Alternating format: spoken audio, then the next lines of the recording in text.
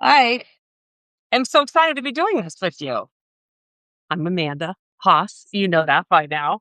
And today is Wednesday, and I've decided to start doing a recipe of the week on Wednesdays that trails off of the meal plan that I have planned on, which I did on Monday with you all. And so today we are doing one of my favorite old school recipes.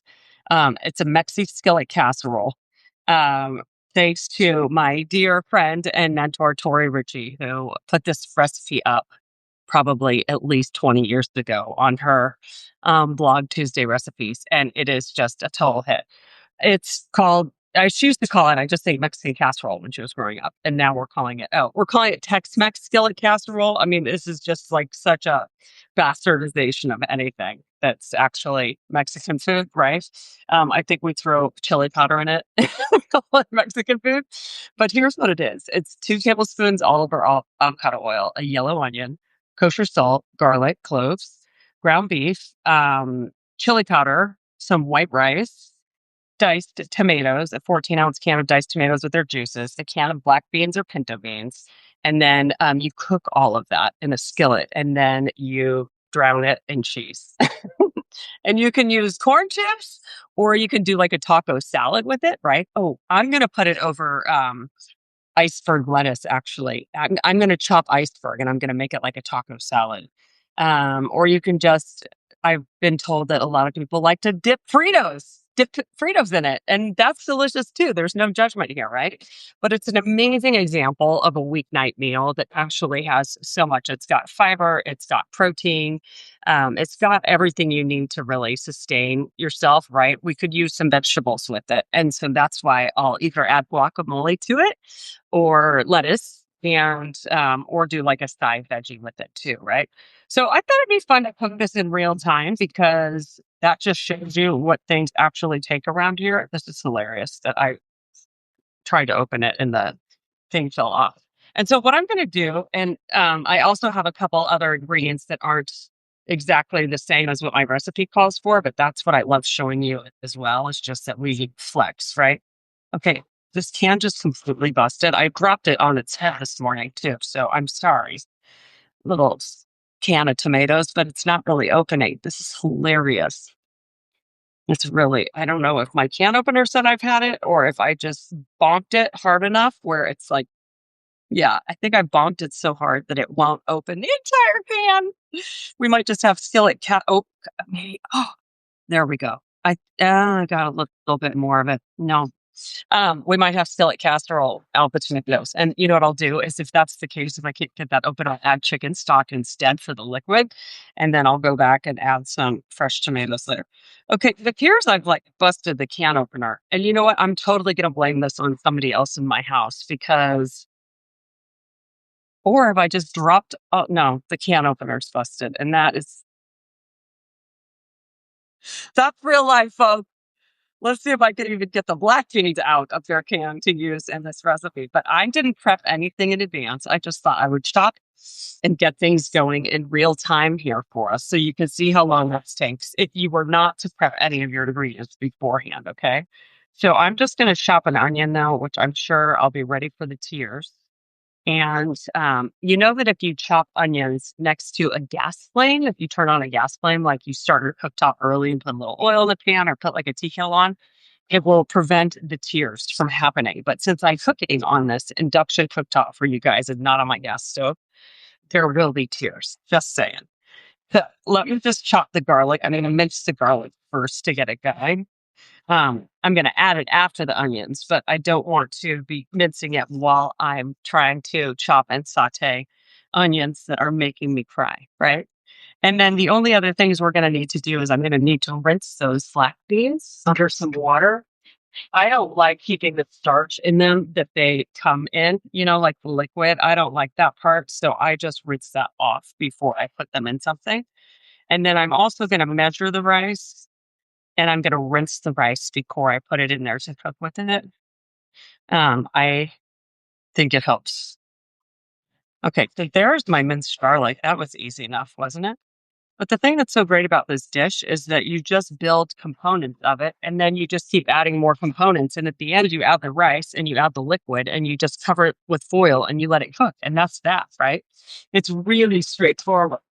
One of my favorite things. So let's see if I can drain these black beans. If I got the lid open well enough to do that. All we need is an injury on the set. Oh, I got it.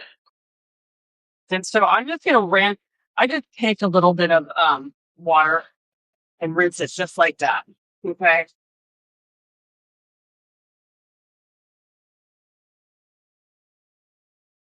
I think that this recipe also calls for like a can of water when you add the rice. So I'm just going to do that right now. See if I could bring these over without spilling any of that juice from it. Okay. And then what else do I need to do? I need to chop my tomato. I need to measure the rice. And the rice is how much? 1 cup. That's easy enough.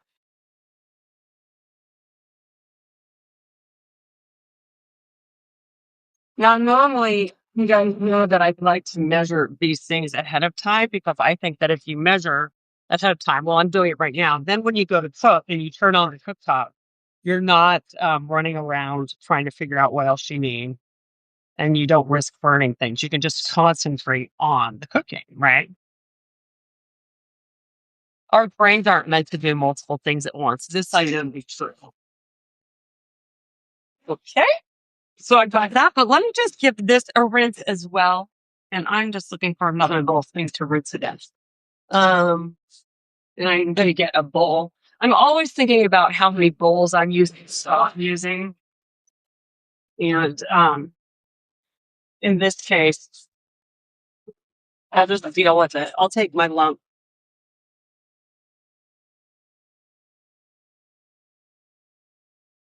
It's got a lot of this lets go a lot of starch.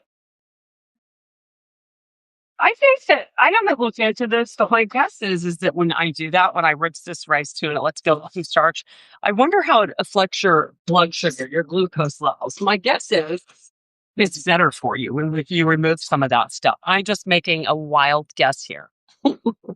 And then now I'm going to get my olive oil, which I think, if I know my recipe correctly, here's how this is going to go down. I'm going to put some olive oil in the pan. I'm going to saute some onions, and some salt. And then, yes, I'm right about that. Add the garlic, and then add the meat and a teaspoon of salt and cook until the meat's browned.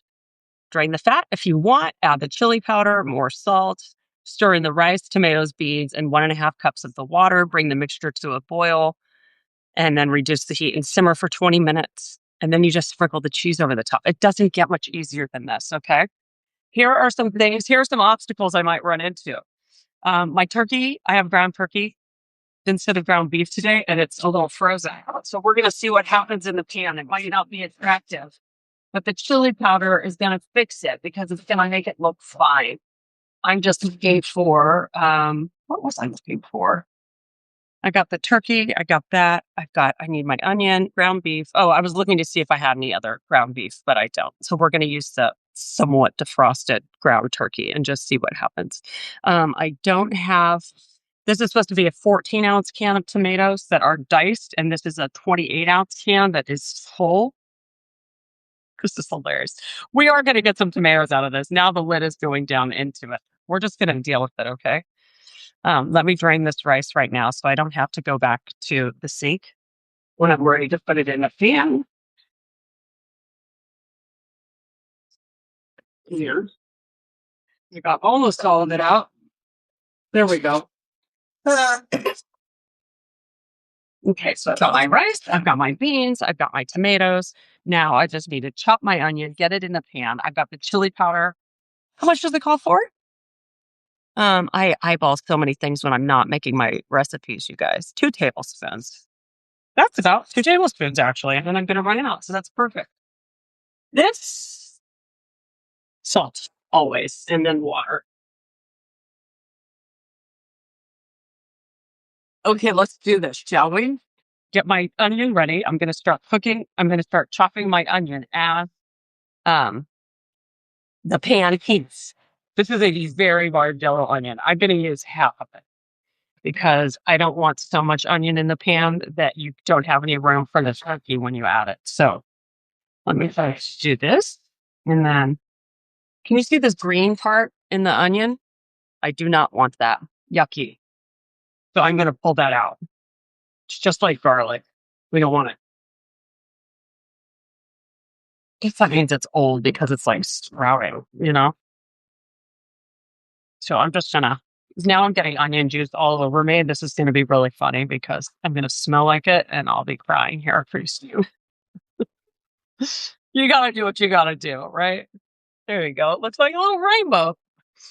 Chubby little rainbow. This is exactly what my rainbows look like when I draw them. And they've looked the same way since I was 6. There it is. That's a bright our day. Okay. So I'm going to turn this on and I'm going to start to chop the onion as this pan heats up. And I'm going to put it over, let me guess, medium high heat. Heat the oil. I'm pretty predictable in how I write my recipes. And I've been talking about it a lot. If you go back and watch this later, today is March 18th, 2026. And my edits for my 5th cookbook are due today for that new version of the anti-inflammation cookbook. So I have been rewriting and editing my recipes, or they gave them to an editor already, and then she gives feedback on how she thinks they are. And then I have to make changes from it. And it's funny because after writing recipes for so many years, you do get so much better at being consistent.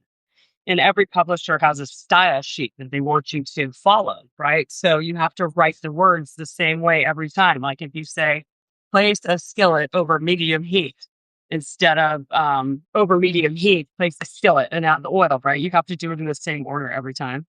And every publisher is different. And so today, before I finish my edits, I have to go back and reread their style sheet to make sure I remember that their language versus somebody else's as I put my final touch on things. Okay. Now, I'm going to put a little salt on the onion right away. And I think I want just a little bit more oil, actually. It calls for 2 tablespoons. I didn't use 2 tablespoons. I probably used a tablespoon. So let's just get a little bit saucier. And then I need a spatula of some sort. I love this pasta spatula. I'm going to have to add this to my Shop My account too, so everyone can shop it.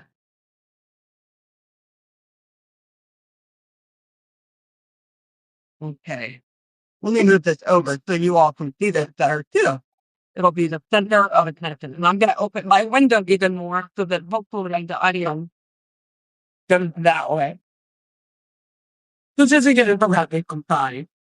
So, you know, the only thing that'll do that for me is the gas one. Okay. And then let me put the garlic on something else because I want to eat more so that the onion juices aren't hanging out on that either. Oh, what is?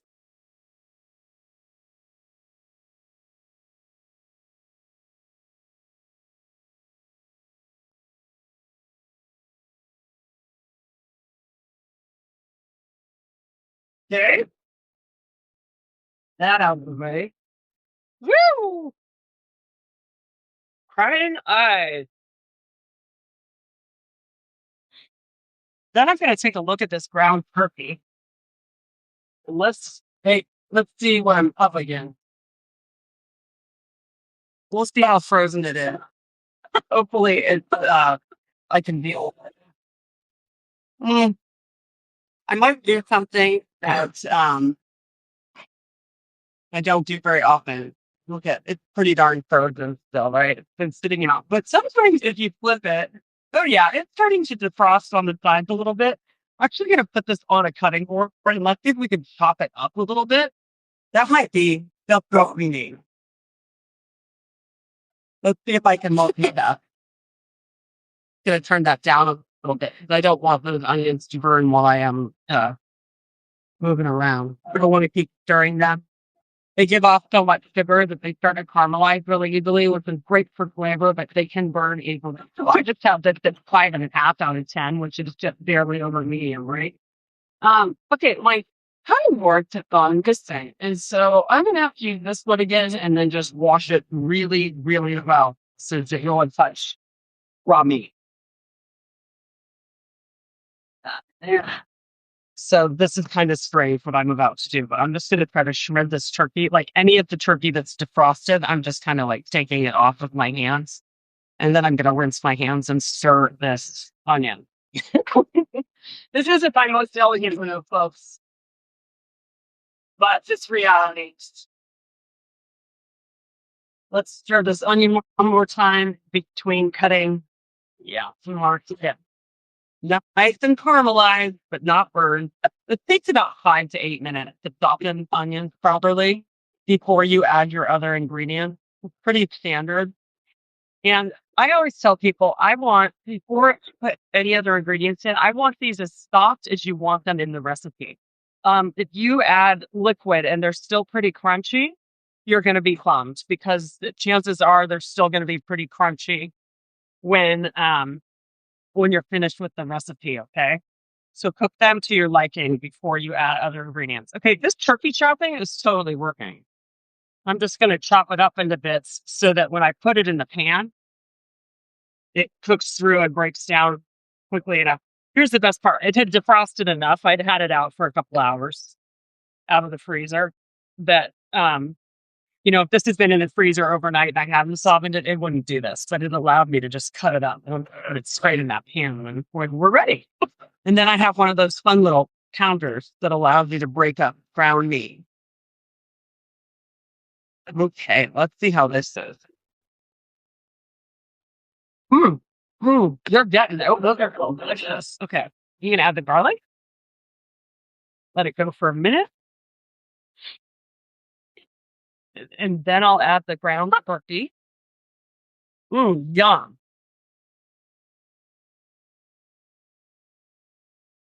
It says to add more salt with the turkey. I'll probably add about a half a teaspoon. It says to add a teaspoon. You can always add more. It's very hard to take away, right? Excuse me while I take care of my allergies.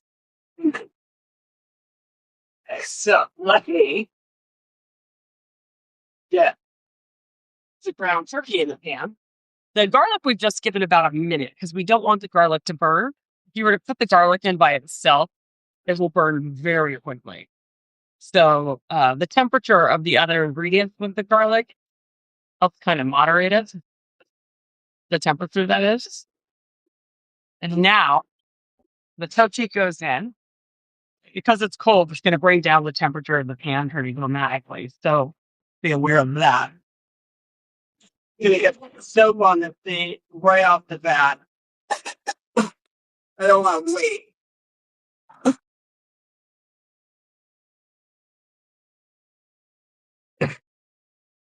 Not to up my cutting board with the turkey on it, so you don't have to worry about that. Okay. So let's just spread out the turkey, the frozen ground turkey. Again, not my best move, but not my worst. You definitely need it to come out of the fridge, or if it was in the freezer, give it a couple hours before you try to put it in the pan. Because if you just put it in as a brick, what's going to happen? A frozen brick, it's going to cook on the outside and just be rock hard in the middle. And I've never had great luck trying to defrost meat a little bit in the microwave. I just don't think it's what it's made for. And so that chopping I just did is probably your best solution. Okay, now I'm just looking for my little meat pounder thingy lever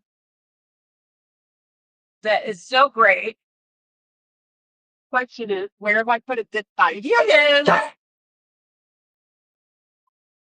I love this thing. This is an oxtail tool. It's a potato masher / meat separator, ground beef separator. On anything that you need to break down into smaller pieces. But if you do a lot of ground meat and casseroles, it's the perfect tool. But I need to let this cook enough first so that it softens up and the water is out of it before I can break it up into smaller pieces.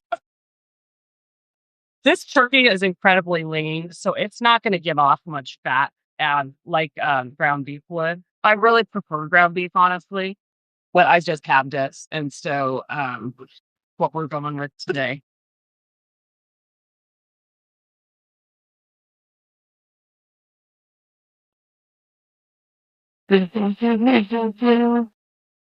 Questions, comment.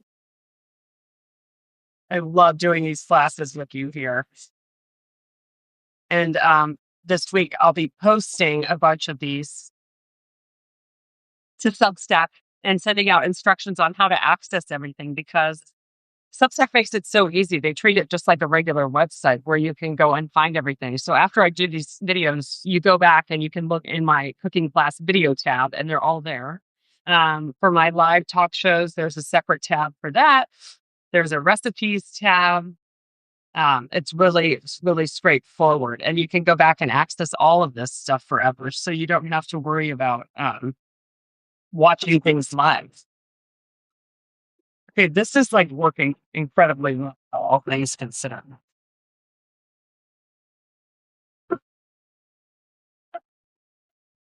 I mean, really well. Ah! Now, if I want the pieces to just be broken out perfectly, I can use this other fun little tool.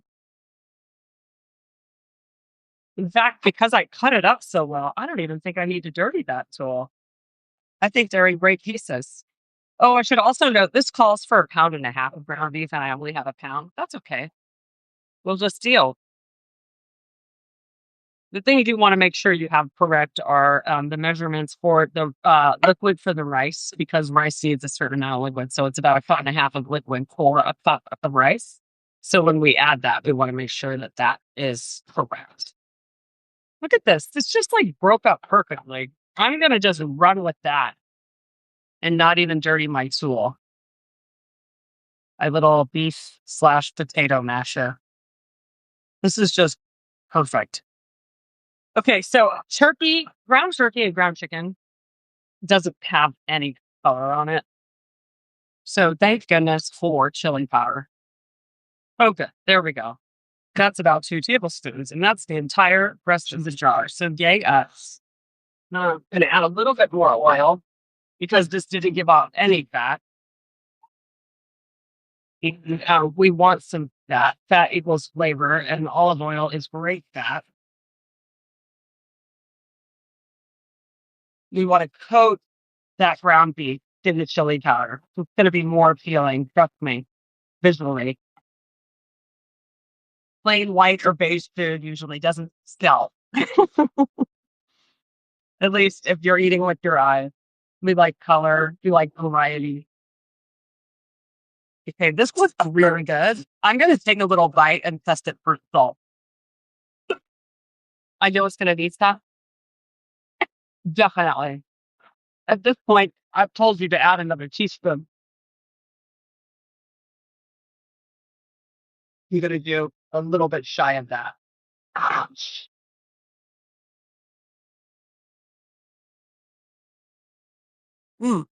Yummy. Really good flavored milk. Okay, I'm going to add a little more salt because I know when I add the rice and the beans, they're not going to be very salty. All right, are we ready for this, folks? We're going to add all the ingredients. Now we're going to stir in the rice. Just coat it, right, with those spices. Then we're going to add, it calls for that 14 ounces of fresh tomatoes. This is 28 ounces of whole peeled tomatoes that I cannot seem to break into. There we go. There we go. Oh, yeah, now we're talking. That's about half a can, actually. And then I'm just going to break out the whole tomato. If you didn't have any big cans of tomatoes, but you have some tomato paste, you could certainly add like 2 tablespoons of tomato paste and make up for the rest of that with water. This is going to be great. I can actually use like, you guys, this is so hilarious. This is reality.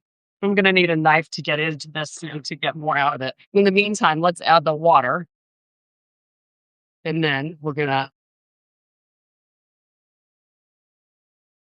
Oops, overboard. And then I'm gonna add the black beans, and then I'm gonna just hijack one more tomato out of this situation for us. Okay. You can see it's been 25 minutes since I started this with you. What do I say? I say it takes 15 minutes to prep and 40 minutes to cook. I over exaggerate how long things take sometimes because I don't want you to think that I cook too quickly. So I this didn't take that long. It's not going to take that long. It's going to take about 45 minutes total, which is amazing, right? Let's see if I can add more tomatoes. You know I'm going to regret this. Here we go. Here we go. I need a new can opener, apparently. I can get one more out of here if I really tried. Yep, here we go. Here we go. Success. There we go. Oh, Amanda. Okay. I'm just going to do this. Watch this. Just going to kind of like break up those tomatoes in there, okay? And I'm going to very gently mix all of this around because we want the black beans, the rice, the ground turkey to be evenly distributed throughout the pan. And like I said, I call for crushed tomatoes, so you just get chunks that are like that big. These were whole tomatoes. So I'm just doing the crushing myself. Because why not, folks? You gotta flex and be flexible, I should say. So this is coming to a simmer. I do not have a lid for this pan. Doesn't come with one, but I'm going to use foil, and that's going to work really, really well. Okay.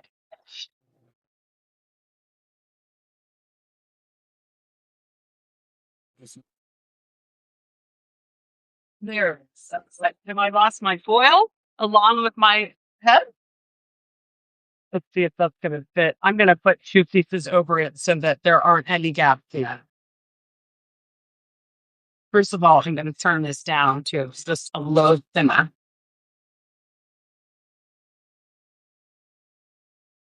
Okay. So then I can see that it's still bubbling, right? We want it to barely bubble. And then be really careful if you're using foil like this. My pan is thick enough where it's not hurting me on the outside. It didn't get hot enough to burn yourself. Most definitely. Yep, it's bubbling. So this is going to be perfect. Oop. Just flip the foil. You just don't want any steam to escape from this while it's cooking. So you want to make sure that it's close. Shop is closed. Okay. And so it's 9:28. I'm going to let this go for how long does it? I say about 20 minutes. And well, we'll see if I can keep talking that long. If not, I can cut it and come back to it. But I think I'll just wait it out here and do some other things around my meal planning. Check out what I just did, you guys. This is Amanda Haas at her finest.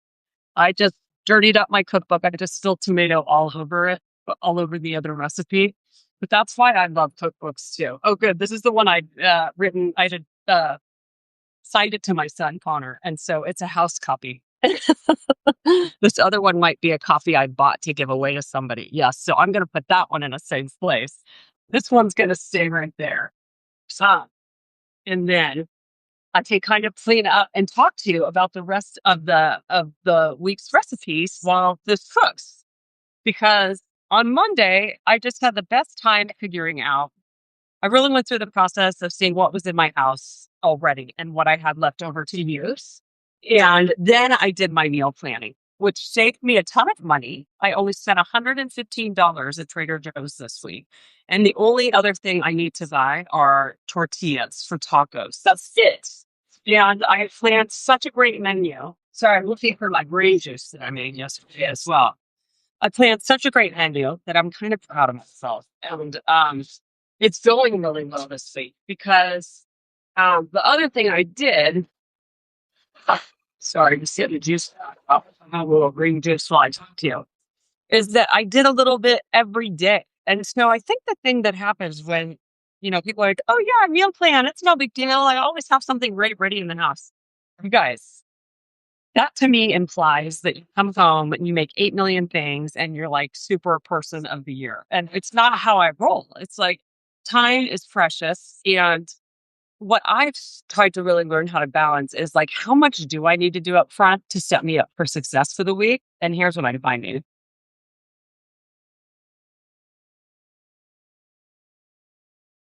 I was really thirsty.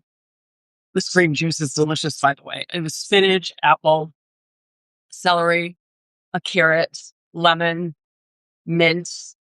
And I think that's it. Oh, it's really good. Back to what I was saying. On Sunday, all I did was figure out what ingredients I still had in my house that I could carry into this week. Okay. I also cleaned out my fridge and I washed any of the storage containers that were taking up space where they didn't have anything left in the refrigerator. So I kind of got myself back to neutral. I also checked to see what was in my pantry before I made my list of recipes I wanted to make this week. And I knew I had vegetables left over from this chicken halibut we made on Sunday night. I knew that I had pesto left over for the week as well. I had some veggies that I could make juice from. I'm looking at the menu for this week. I had a bunch of coconut milk. I had a bunch of eggs. And I had some leftover cabbage. So these are the recipes I planned for the week. Besides this Tex-Mex skillet casserole. Oh, and I had ground turkey left over for this. I did pesto egg bites, which were perfect. I've had 2 of them every morning, and they have been my saving grace. I'm doing red curry soup, my Thai red curry soup with coconut milk in it. Sheet pan salmon with pesto. So I'm using all the same ingredients from the sheet pan halibut. I just bought a fresh piece of fish. Tex-Mex skillet casserole with the ground turkey that I had. Chicken tacos with slaw because I've had cabbage left to make the slaw. Everyday salad. So I went and bought a whole chicken and I poached the chicken so that I have chicken to put in that salad. I have chicken to put in the tacos and I have chicken to put in the red curry soup. Smart, right? And then I made the juice. And so those are the recipes getting me through the week. But here are the things I did in advance. Like when I got home Monday night, I poached the chicken. So I shredded the chicken and I actually now I have that chicken broth / stock to use for other recipes, but I can drink it as well for a little extra protein hit. And I put some lemon juice and some cider vinegar in it. And it's a great, great, great way to start my day before I eat any breakfast or have coffee. So I did that. And then yesterday it was so hot here, I didn't want to cook. And so all I did was make a green juice, which I had around. And then I had chicken and I made the slaw yesterday morning in tools class here. So Connor came home and was like, what's to eat? Are you making dinner? And I said, no, it's too hot. And he took the slaw and had some of the chicken with it. And he had some leftover noodles and it was perfect. I had juice and slaw and chicken. It was kind of basic, but it was kind of amazing. And I didn't have to turn on the stove. Then today I'm making this. So we've got this ready to go tonight because I'll be out, but he can eat this whenever he wants. And then tomorrow I have my Thursday interview, my talk show with Jenny Hutt that I'm so excited to host. And before I do that, I will probably make, I'm going to make the Thai red curry soup early in the morning when it's full in the house. And then I have the everyday salad. I made the vinaigrette yesterday too in class. And so anytime I need a salad, I've got all the ingredients to go for that. And then I still have chicken tacos to make later this week. We can use the rest of the slaw. Oh, and the sheet pan salmon. You guys, I'm just like cruising along and I'm so happy about all of it. So that's the scoop. And it's amazing that when you just do a little bit at a time, bird by bird, as Anne Lamott says, it makes it a lot easier, right? So that's why I want to start cooking the recipe of the week or a recipe of the week with you on Wednesdays too. remind you it doesn't have to take that long. And you can cook whenever you want. You do not have to make dinner at dinner time. In fact, I think it is completely annoying to make dinner at dinner time when you're already hungry and tired after a long day. My brain went to mush yesterday after working on my book. And I'm like, if I had to make a full meal tonight, forget about it. And so even if you're feeding a lot of people, most of the recipes I do can either be made in advance or you do like 90% of it in advance and you're just doing one component at the end, which is my favorite way to cook. I just do not like coming home and being overwhelmed by the responsibility of it, whether it's just for me or if it's for my family or friends.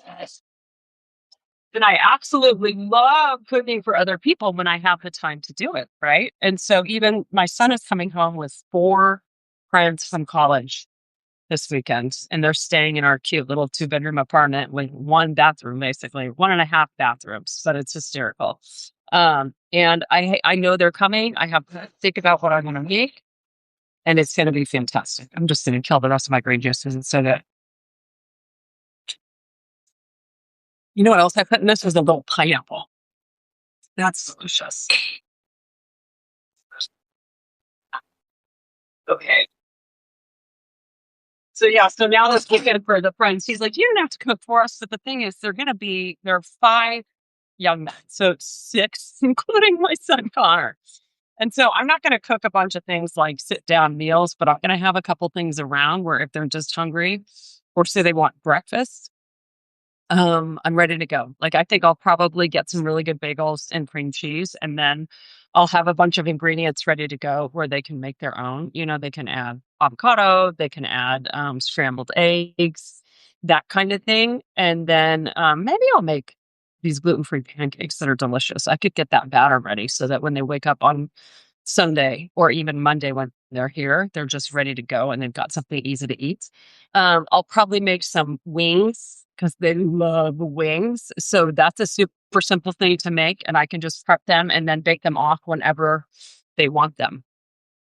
And if I'm really fun, I might make them as cocktails, like a base for a cocktail. And then they can mix the cocktails whenever they want because it's March Madness this weekend, which means lots of basketball on in this house, which I love, love, love, love. Okay, I'm jumping the gun here, right? But let's just take a quick peek. It's probably only been like 10 minutes. Probably about 10 minutes. So the rice is still going to have a bite to it. But let's just make sure it's doing okay. And then here's the coolest part. You guys, I'm going to just turn this off when it's done and let it sit. You'll know it's done because the liquid has been absorbed. I'm going to show you a little snippet. And you see there's still a lot of liquid, especially over here. And the rice, you can tell, is not like super puffy yet. So there's going to be a bite to the rice. Excuse me. I'm going to just clean up my mess there and taste a bit of this before I explain. The other thing that's important right now is I should be like, oh, how's the salt level of the liquid, right? I might end up adding just a little bit more salt to this as well. By the way, I might have mentioned it, but black beans, kidney beans, pinto beans.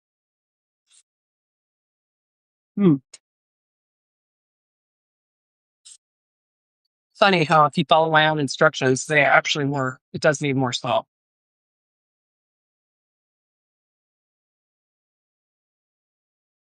It sounds like quite a bit of salt that I call for in this recipe. I'll tell anyone I'm using my safe soon with double dipper when nobody's watching. But salt brings up a lot of flavors in everything. And it's the super important ingredient. It's the most important ingredient, actually. And knowing how to season things well. So not over and not under. Smokers tend to not be able to taste salt as much. So it's really interesting. There's this huge smoking culture in the chef community. It's died down some, but a lot of chefs, I think, I'm straying on stereotypes, but I do have chef friends who smoke. And I always think it's interesting because I'm like, how do you know that you're seasoning the food well? And a lot of them salt really heavily. And so we all have different tolerances for salt. So it's always going to vary. But I think learning how to season your food well is the number one thing you can do to become a great cook. I think I'm just going to let it hang out here for like another 10 minutes and I won't bore you with that. But I will, when I post this cooking video tomorrow for people to go back and watch, I'll post a picture of what it should look like at the end. And it's amazing. So the only other things you have to do is at the end of this, when it's done, you can sprinkle cheese all over the top of it and whatever kind you like. You can do cheddar. I think I call for Monterey Jack, mozzarella, whatever melty cheese you like on this. A couple other things you could do is if you want some heat, you could add some green chilies to this, canned green chilies, or you could cut up jalapeno, a raw jalapeno, and saute that with the onion at the beginning, and that would be absolutely delicious as well. If you don't want to use turkey or beef, ground turkey or beef, you could use tofu. You could use firm tofu though and crumble it. That would be fantastic. The texture would be great. So those are just a couple of the things you can do if you would like to change this recipe up a little bit. I love that this has got protein that I need. It's got plenty of fiber. It's got the starch, which I like when I'm kind of craving everything at once. And then it's got the depth of flavor with the chili powder and garlic and the onions. It's just a really comforting dish. And like I said, the only thing it's missing are some a vegetable of any kind. So either guacamole, or turn it into like a taco salad, and you can put it on a bed of lettuce. You could add radishes. You could add any other veggies, jicama. You could add all kinds of things to this and turn it into a salad, or just serve warm with some guacamole or just sliced avocados over the top would be beautiful too. Okay. So thank you for hanging out with me for the recipe of the week, brought to you by my homemade Syphil cookbook. And I'm going to go keep working on my next book, which is so close to being done. And can't wait to see you all back here soon. I hope I see you tomorrow and the next day and the next day and the next day. Okay, take good care, everybody. Bye.